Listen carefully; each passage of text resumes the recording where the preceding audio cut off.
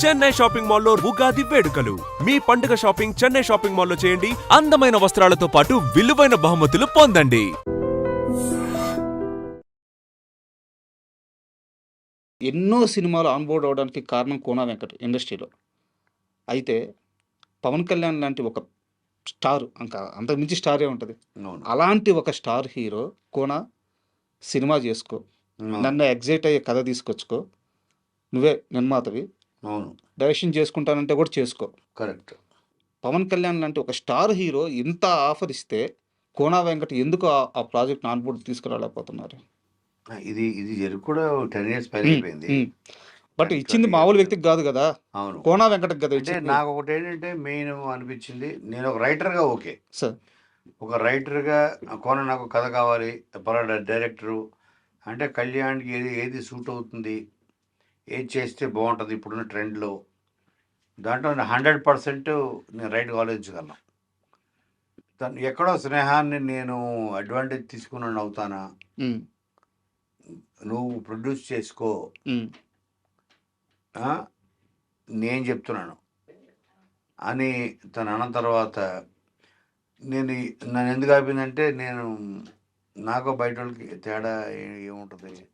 ఇచ్చాడు అవకాశం. ఇంకా నేను పొద్దున, రాత్రి, మధ్యాహ్నం వెంటబడి ఆ కథ ఉంది విను, రేపు విను. నాకెందుకు కరెక్ట్ కాదనిపించింది. మా ఫ్రెండ్‌షిప్ ప్యూర్‌గా ఉంది. ఇప్పటికే ఉంది. సార్. లాస్ట్ వీక్ కూడా మాకు కలిసాను నేను. లాస్ట్ వీక్ 10 డేస్ బ్యాక్ కూడా. సార్. సో, నేను చెప్పా కదా! అన్‌కండిషనల్. సార్. మేము కలవకపోయినా మేము ఆలోచనలు మాడుకుంటూ ఉంటాం. తను అమరావతిలో ఉండొచ్చు, ఇక్కడ ఉండొచ్చు. సో, అదే కదా ట్రూ ఫ్రెండ్‌షిప్ అంటే అన్‌కండిషనల్. ఇప్పుడు ఎందుకు దాన్ని అడ్వాంటేజ్ తీసుకొని ప్రొడ్యూస్ మాత్రమే చేస్తే అంటే దేనికోసం చేయాలి? డబ్బు కోసమే కదా! సార్. డబ్బు కోసం నేను మళ్ళీ స్నేహాన్ని అడ్డు పెట్టుకున్నట్టే కదా! అది చేయకూడదు అనుకున్నా. అందుకే చేయలేదు. ఆయనే ఇచ్చాడు కదా సార్ ఆఫర్. అయినా కూడా వద్దనుకున్నాను. దాని బదులు నువ్వు కథ తీసురా, నా పలానా డైరెక్టరు, నీ ఇష్టం నీ డైరెక్టరు, ఏది పలానా ప్రొడ్యూసర్లు, నేను కాదు అనంటే నేను 3 మంత్స్‌లో ఎక్కిస్తా ప్రాజెక్ట్. సార్. ఇక్కడ ఏమైపోయిందంటే ప్రొడ్యూసర్ కూడా నువ్వే అన్నాడు. హ్మ్. దాంతోటి ఓకే. వినడానికి బాగుంది. It's a very big opportunity. బాగుంది కొన్ని ఎంత పెద్ద వందల ఆఫర్. మంది ఎదురు చూసే అవకాశం. అవును. కానీ నేనెందుకు వద్దు అనుకున్నానంటే స్నేహాన్ని మనం ఫ్రెండ్‌షిప్‌ని అడ్వాంటేజ్ తీసుకోవడం నాకు ఇష్టం లేక వద్దు మనం చేయకూడదు అన్నారు.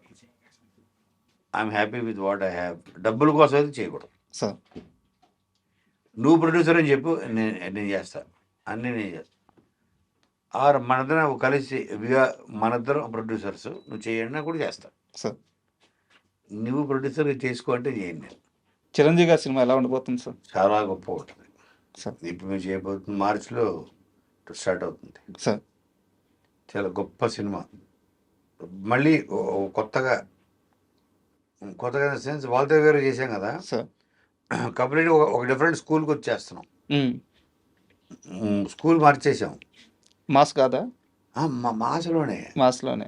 మాస్‌లోనే సెన్సిబుల్ మాస్. హ్మ్. ఒక సెన్సిబుల్, చాలా సెన్సిబుల్ మాస్ ఇది. సార్.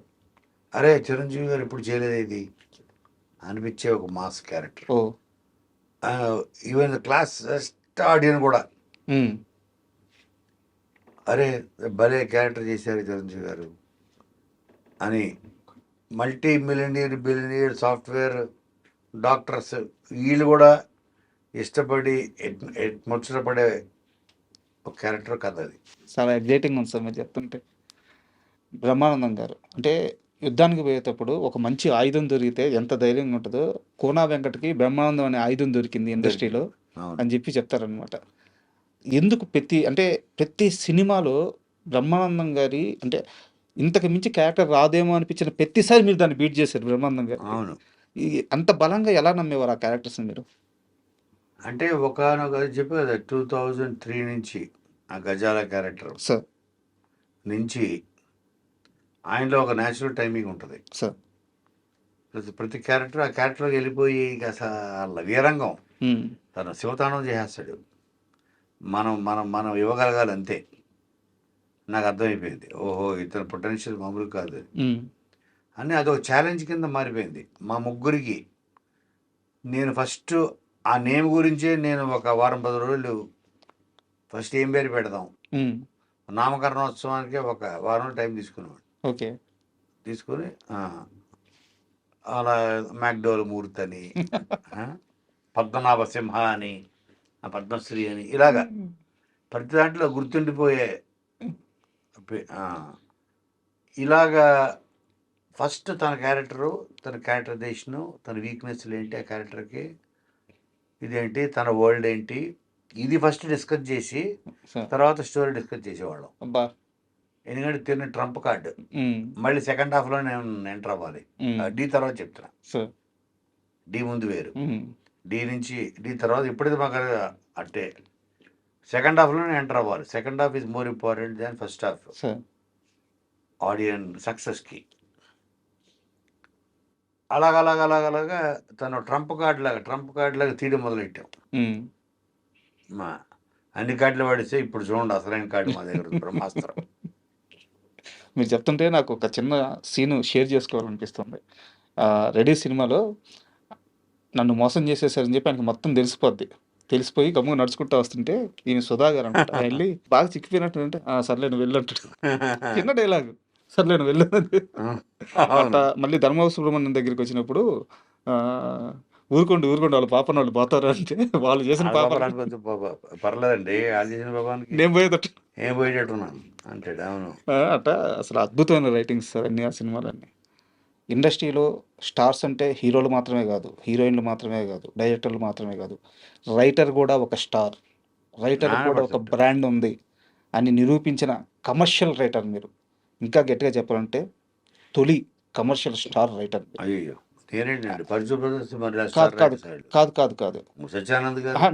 నేను అంటుంది ఏంటంటే కమర్షియల్ అంటే సినిమా కోట్లలోకి వెళ్ళిపోయిన తరువాత జంజాల గారు ఉన్నారు, ఈవివి గారు ఉన్నారు, నేను వాళ్ళందరూ సినిమాని ఒక బడ్జెట్లో ఒక లిమిట్లో పెట్టి తీసేవారు.